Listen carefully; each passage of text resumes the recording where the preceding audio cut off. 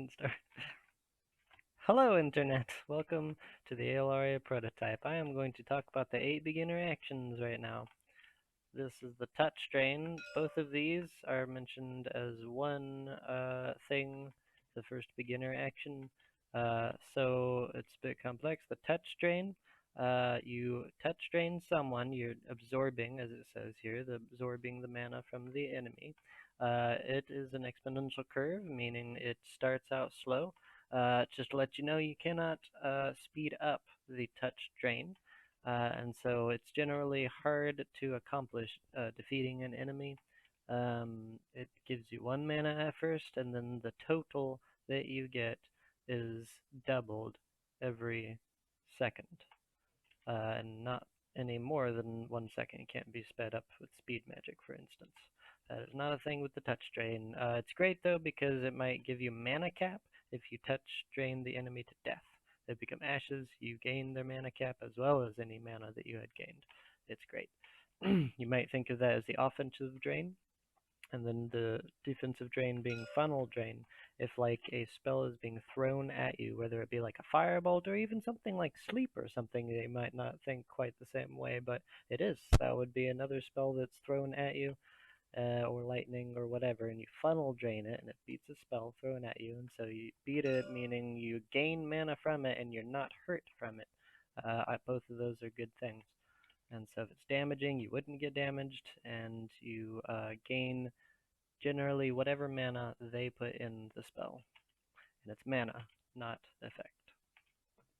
Alright, so tap stops the drain if somebody else is trying to drain, and it's either one. If they're touch draining, it stops touch drain. If they're funnel draining, it stops the funnel drain. And that is the only function of the drain. Those are part of the brute force triangle right there.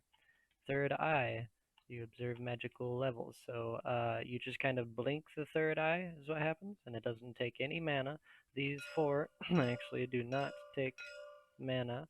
You will not ever be spending mana for those. You just say that you do it. And third eye is great because it gives you night vision, and you might see ethereal things, and you can see if it's magical or not. It doesn't give you much information. AMs, usually I just say either it's magical or it's not magical. And most things are magical, so it's actually kind of not much of use in that way.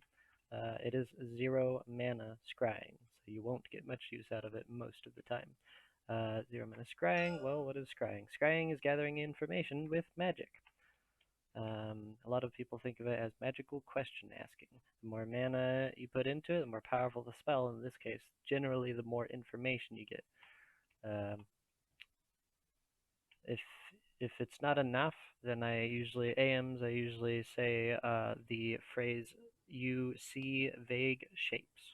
If it's not enough mana. Speed magic allows you to buy actions. Very important for this one.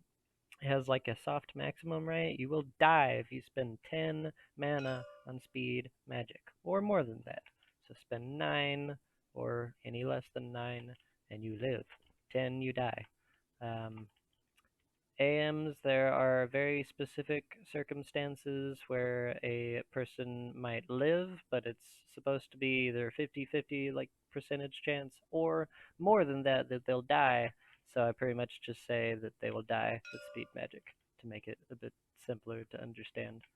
Um, the extra circumstances I sometimes do is if you have wisdom, maybe if you have dexterity, helps you not die, but as a general rule, you die 10. It's right on the edge of safety, so not good.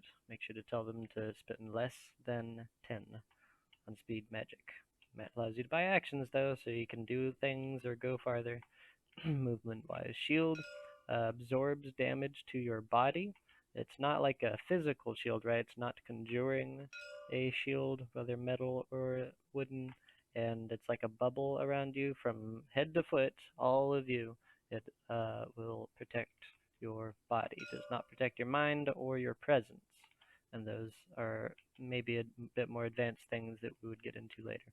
Conjure is only for simple items and weapons. This is a beginner action, so usually the examples would be like conjure sword, conjure mace, conjure spear, and so it's only simple things. weapons kind of mainly, so that everyone, even backline specializations, can just make a weapon and get at it if they can contribute to combat. Prepare spell basically makes a spell scroll that you can put in your pocket. It will take a will. Remember that resource. It will take a will in order to do that, and it's great because then you can have more things at your disposal in combat. Do you have any comments, Phantom? No, I don't. Alrighty, that's it for today. Just a random mention at the end of the video. This is the representation of light and dark mana, white mana and black mana. We'll talk more about those at a different time. There's another video for it.